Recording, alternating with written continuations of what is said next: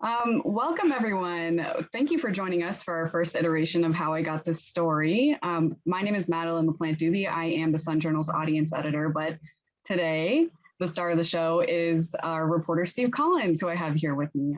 In just a moment, he'll be sharing a bit of background on how he got one of our most widely read stories of 2021. And that is the story of drug kingpin Alpo Martinez's time in witness protection in Lewiston and subsequent follow-ups that Steve will talk about. So you guys know, once Steve wrote this story, it kind of caught the internet on fire. It's been featured on other news sites and republished there, but it's also been picked up on social media and Reddit. It's been featured on hip hop sites, you name it, like it's been out there. Strawberry is probably going to be putting some information in the chat about this, but I want you guys to know that we do have a Q&A box at the bottom of the screen here. So if you have any questions that you want to ask Steve, we will be answering those at the end of the session. And I know that we have a couple of questions submitted already that we'll get to later.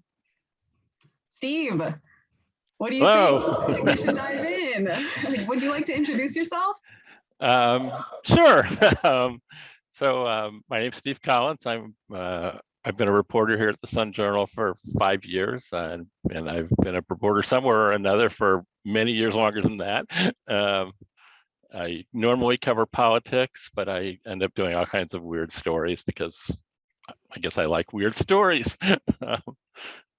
Steve's talent is doing weird stories, that is for sure. Yeah. Steve, I'm seeing that we have a ton of attendees from all over. Welcome, guys. Thank you so much for tuning in.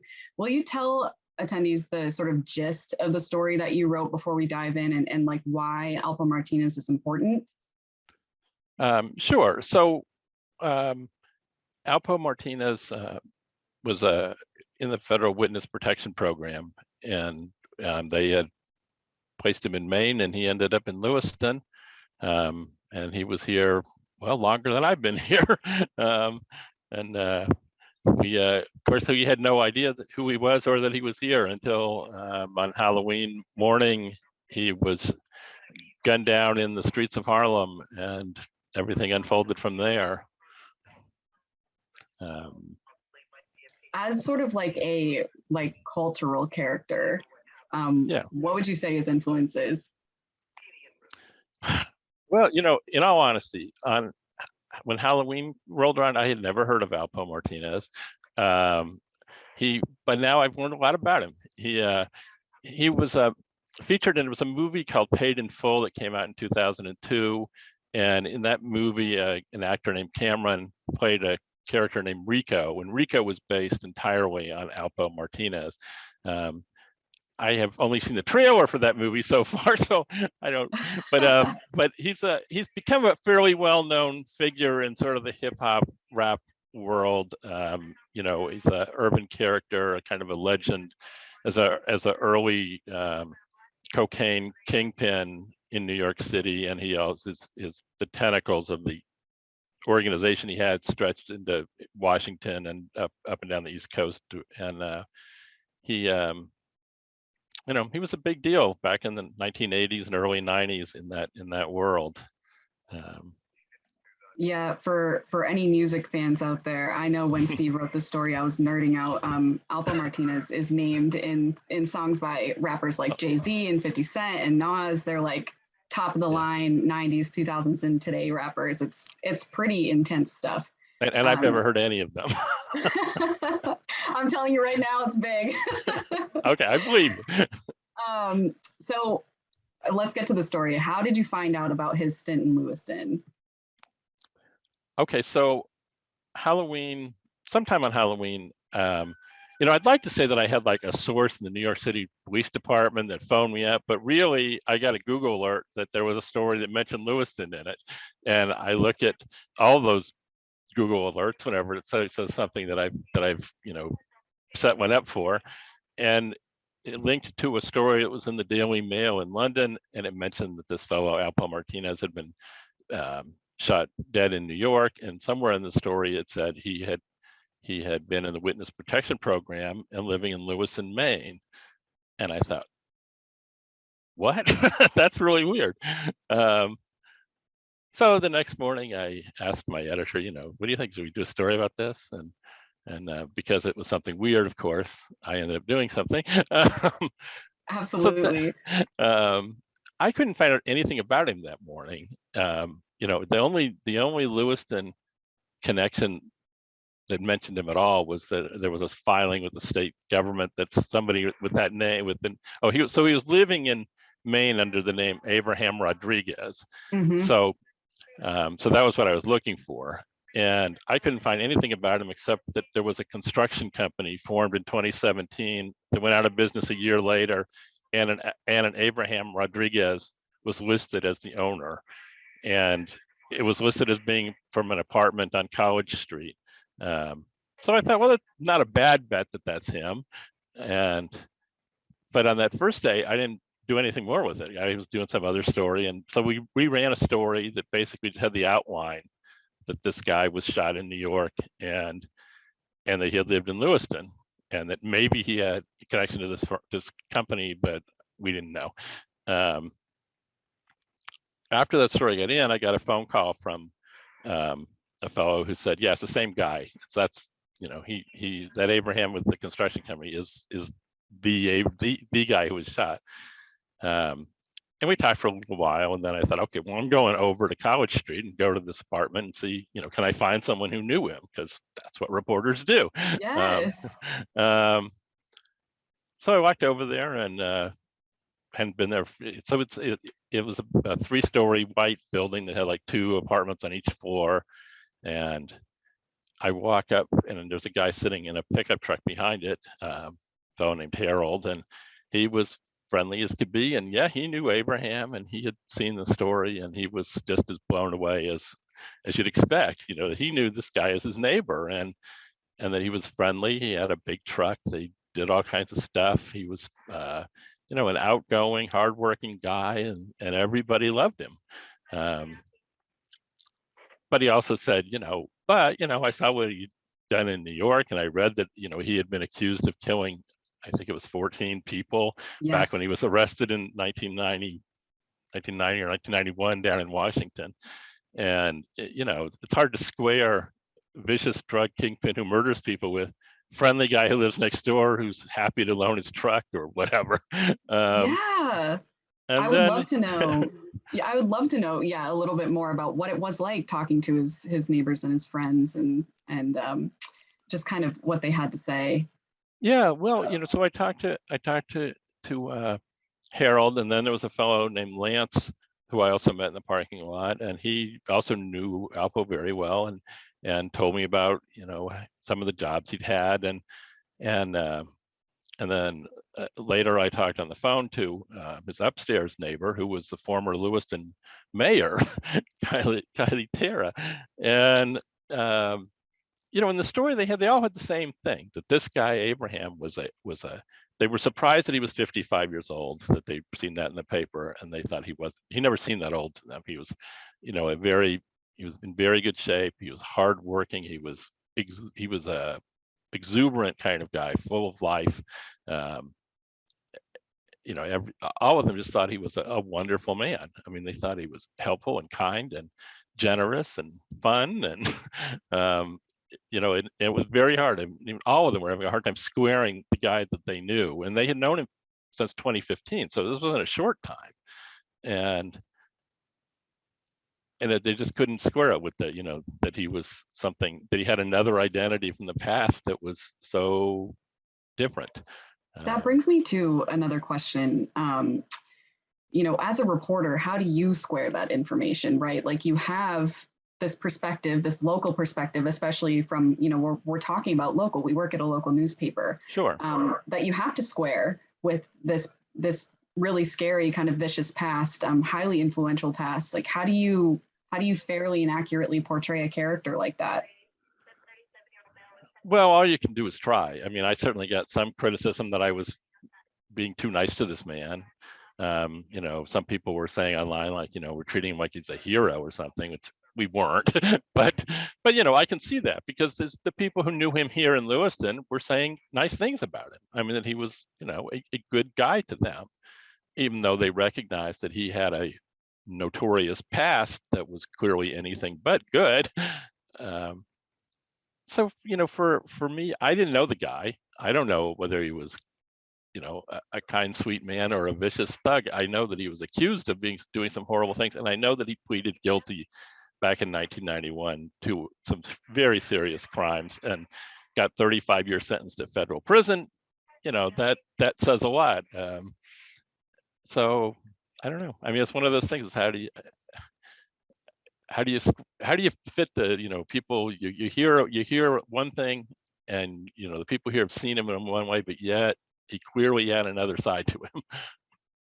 I don't know. Do you think there's an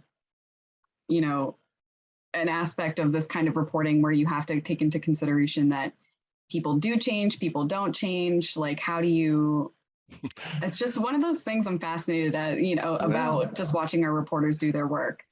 Yeah, it's fortunately, I don't really have to make a judgment on whether they've changed or not, because could he have been faking it all because he's trying to stay, on the down low and fool people?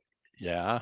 But I also suppose that, to be a successful drug kingpin, one, you have to be lucky because, chances you didn't get shot when you were still just a little teeny drug kingpin. But you also, you figure it's, you make it big because of the same things that would make you get big in any business, that you have to be savvy, you have to be personable, you have to be, so the friendly, gregarious part of him was probably part of why he was a good drug kingpin. I mean, good at, not a good drug king, but a drug kingpin who was good at what he did. Right. And right. That he had another side was clear. I mean, he's most famous in the hip hop kind of world because after he was caught by the FBI in Washington, he cut a deal with the feds and agreed to turn state's testimony against another drug kingpin that they wanted more, I guess. And that made it so that he was not facing like charges that could get him the death penalty. All he got was 35 years. So, I mean, you can see what kind of a terrible background this man must have had, that he could cut a deal with the feds to turn state's evidence, and the best deal he could get was 35 years in a supermax prison. You mentioned, go ahead. No, he's just that's a contradiction that's hard to get around. It's part of the challenge, I feel like, of reporting on human beings, right? Yeah. I mean, this guy one of the things he's really famous for, and I guess it's shown in that movie, is that he ended up shooting what is described as like his best friend to death over some business quarrel related to cocaine. So, I mean, it wasn't like being friendly or close to this guy was going to protect you. I mean, he had a very vicious side. And he even bragged about doing that. I mean, it's just a fascinating component that he was just living in Lewiston since 2015. That to me, it seriously blows my mind. Oh, yeah. For anyone who's not from this area or doesn't know Maine very well, it's kind of just, I mean, it's an old mill town in the middle of central Maine, and pretty nondescript. Like, the Sun Journal's there. We've got the Androscoggin River, some old mill buildings, and it's just, you wouldn't expect it.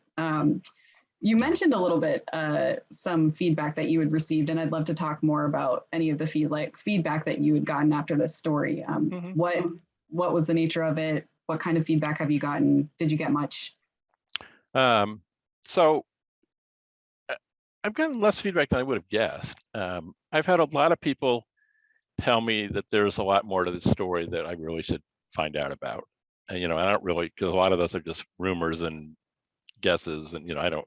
So there's a lot of like hints for what I should work on next. And maybe I will, maybe I won't. I don't know. I don't know if I can get some of that stuff because, we're in Lewiston, and a lot of the stuff that I'm being told is in New York or in federal courts around the country. But so there's been a lot of that. There's also been people who have said, wow, I can't believe, I knew Abraham. So when he came to Maine, he ended up choosing Lewiston after checking the crime stats for Lewiston and making sure it was okay. And he got this apartment, and he started working as a driver for Pepsi, and then he was working for Walmart's distribution center here in Lewiston, and then he formed a construction company, and then he was working, like clearing debris from construction projects so that like painters could come in and work on the place. And by all accounts, he was a very hardworking guy. That he'd get up early, he'd work all day, he'd come home, hot and sweaty, like anybody working these kind of things. I mean, he was not it wasn't like he was just sitting around on his gilded chair with all his cocaine money. He was working. He was really, Yes. really working. And so that's I don't know. I mean, he fits in a lot of ways. I mean, you wouldn't think that the guy living next door is some kind of drug overlord when he's coming home from his job at driving a truck for Pepsi. I mean, that just doesn't fit. Although, as one reader pointed out, it's kind of ironic that he was working for Pepsi after selling Coke. But you mentioned that you might have, more stories to report from here. And of course, there's always going to be more to the tale, but that a lot of it is unsubstantiated. So when you are working as a reporter, how do you go about, turning rumors into something more? Do you waste a lot of time following false leads? Talk a little bit about that process. Well, I certainly have wasted a lot of time chasing false leads over the course of many years. But Sure. you do get an instinct for what's likely to be true. And even more than that, what's likely to be true and also possible to track down, because sometimes you hear something and you go, yeah, that's probably true. But then you think, how would I ever get that? And sometimes you just can't. I mean, we don't, I know people seem to think sometimes we have crystal balls and, when we can just instantly, if we tell everyone what we know, what we hear, but, we don't, we have to sort things out and make sure we have the facts in line, and that we, I can find actual people who will say something that, seems true. I mean, obviously people can lie to us and we don't always know that, but we try to make sure that what we're telling people is the truth. And that's, so when you get a lot of rumors, you just kind of have to make judgment calls. And is it worth your time to try and track it all down? Because you could spend your whole life tracking down rumors and never get a story. So That kind of leads me to my next question for you before we start wrapping up and getting to reader questions here, because I know we're coming up on 10 minutes left on our event.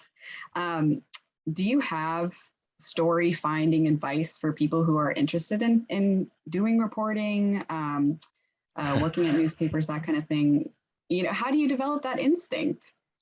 Well, a lot of it is just doing it. One of the things I do in my life is I work for a charity that my wife and I created called Youth Journalism International, and we teach young people who want to be journalists all over the world. And so part of it is you learn the skills that it takes to write stories, but part of it too is just kind of getting this. I don't know what it is. Yeah, you just have to sort of develop a nose for news where you can kind of see like, oh, that's a good story, and go after it. I mean, I've seen people spend a year on projects that nobody was ever going to care about, and you want to do things that people are going to read, and if you're lucky, also have an impact, because otherwise, what's the point of it all? Yes, and I don't really know how to tell people how to get that other than read a lot, work at it a lot. If you're paying close attention, you know what people want, and you try and give them what they want, but also have it not all be just crime. Yeah. Well, sometimes the advice really is just that simple, right? Yeah. Yeah. I know that we had a couple of reader questions submitted before our session. I'm going to go ahead and pose some of them to you really quick. Okay. The first is, thank you for spotlighting this fantastic reporter and writer. The world needs more Steve Collins. Do you think that there are other Alpos in Maine? Yes.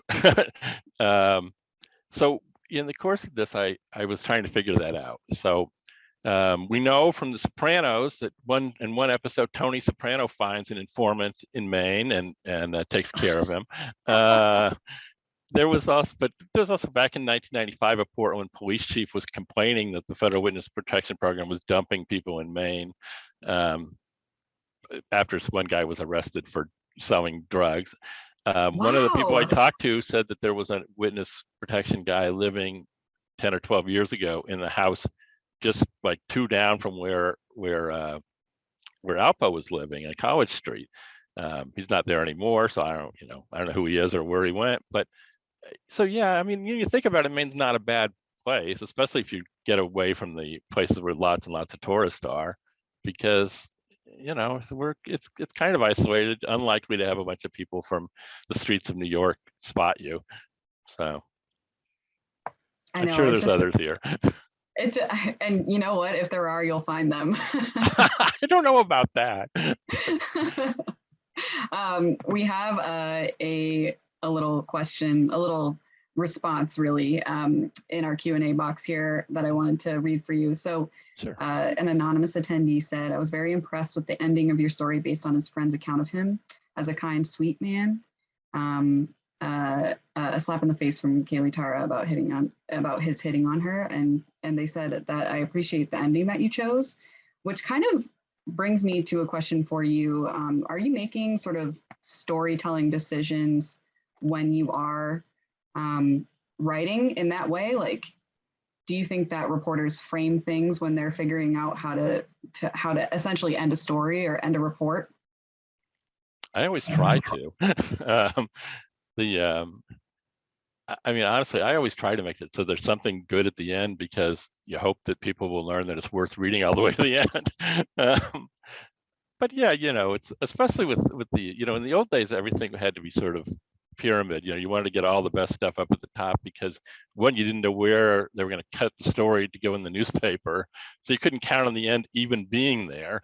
But now it's all online, and that whatever you write is basically going to be there. So you try and make it so it's interesting from the beginning to the end. And that little thing from Tara, I held on to in one story because I thought it might be helpful for the next one. So fortunately, there was another one, so it worked. It does seem like you were speaking with a whole bunch of different types of characters during this reporting process. Do you have like a specific interview style that sort of helps you get answers that you need, or are you talking to everyone kind of the same way? I talk to most people pretty much the same way. I mean, I am reasonably friendly. I'm not, there are reporters who are really, really good at like chatting people up. I'm not really that way. I just, I can ask questions, and I'm, friendly, and I try not to seem threatening, which is hard because I'm a big guy, and people are sometimes feel intimidated a little bit. But I don't know. Most people will talk to me. I keep smiling no matter what kind of awful things people say and do. So they usually keep talking. Did you have any sources that you either reached out to or sort of like wanted to track down that were not responsive during this reporting process? I mean, the nature of the story would lead me to think so, but. Oh, sure. There's a lot of people who I called, never heard back from, or sent an email to and never got a response, or which makes sense, because a lot of the people I was trying to reach weren't around here. They could care less what the Lewiston Sun Journal writes anyway. But I think that after those couple of stories have gotten such wide play, that a lot of people who care about this man and the story are more likely to want to tell me something, because they know I'm writing stories about it. And so yeah. We'll see. We have 2 more questions. Thank you guys so much for submitting your questions in that Q&A box. Please keep them coming if you have something that you're wondering about. The first is from M. Carter. They're asking, was it intentional by the FBI/WITSEC to have a former Coke kingpin working as a Pepsi distributor? Would that cruel irony have pushed him back to his lifestyle? Yeah, I don't think they did it on purpose, but you never know. one anonymous attendee asked, how would you make a decision about reporting on someone currently in witness protection in Maine? This is a great question. Would you have reported on Alpo when he was still alive? Well, that is a really interesting question. I don't know, because if one, it'd be really hard to have known who he was. But if we somehow knew absolutely for sure this guy is the same guy, we'd have had to have some pretty serious conversations about whether that's something we should report and how we should report it. And keep in mind, even if we chose to report something like that, he would have had a chance to respond to it. He would have known that it was going to be reported.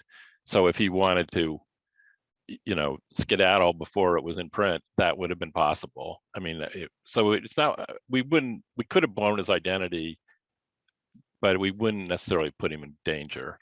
But I don't know, because it didn't happen. So yeah, that's a really interesting one that I hadn't really considered. Yeah, it is an interesting question. Is it something that you've ever dealt with before in your career? I've never dealt with anybody who was in the witness protection program before that I know of. And I probably haven't, because there are not that many people in it. Yeah, that's true. That's true. And then we have a little facetious question here. Follow up. Would you be willing to run a For the Love of Poe segment where women in the Maine area write in about their dealings with Alpo? Well, I think that would be really well read, I think. But I think so too. As an audience editor, I'm like, yeah, we were talking about dating tips from a drug kingpin, stuff like that. But you never know. That does it for the questions that I have for you, Steve, and the questions that our readers have for you. Do you have any last comments to add about this story? Will you be writing a follow-up? Should people look for a follow-up? Give the people what they want. See, our social media people want that follow-up. I don't know. I mean, if somebody's watching who has more information that would enlighten us more about this man and his life, I'm here. I'd love to hear from you. So I don't know if there'll be another story. I know that there might be. So we'll leave the readers in suspense there. Yeah. Thank you so much, everybody, for joining. This was a real pleasure to talk to you, Steve, about this story. I know that I've been personally curious about your reporting process as well. Thank you, Madeline. Thanks, everybody, for tuning in. Thanks, everyone.